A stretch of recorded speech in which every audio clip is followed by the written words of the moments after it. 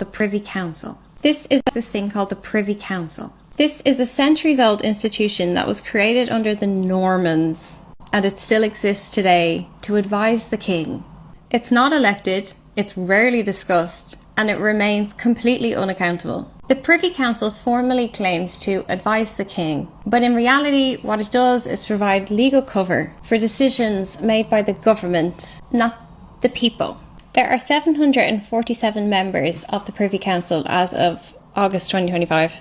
The full list is kept here. I'll put the link in the Discord. Members are appointed for life, and it includes current and former ministers, opposition leaders, key parliamentary figures, ministers from Scotland, Wales, Northern Ireland, Justice of the Supreme Court, Court of Appeal, senior judges, the Archbishop of Canterbury, the Archbishop of York, the Bishop of London. Typical royal figures include the heir apparent, the sovereign's consort, and then there's also civil servants, so a small number of senior officials, and rare appointments from the Commonwealth. The Privy Council dates back to the Norman monarch, long before democratic parliament existed, and it began as the monarch's private advisory body, hence the name Privy Council.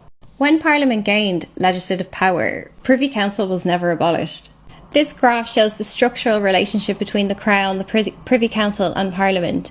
What's interesting to me is Parliament is here, that's what you see.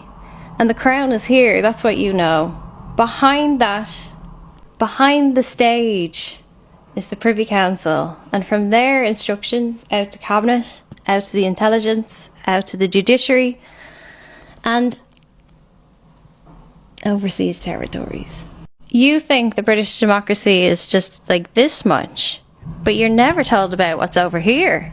People think that the Privy Council is ceremonial, but it is not. It has core powers.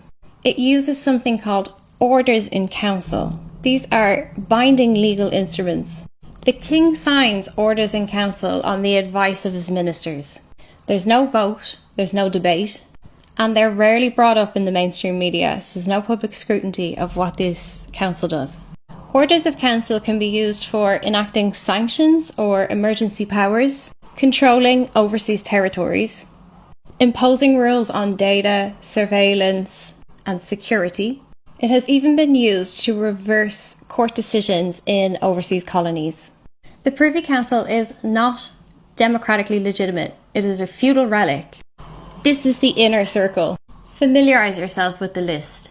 The UK has this thing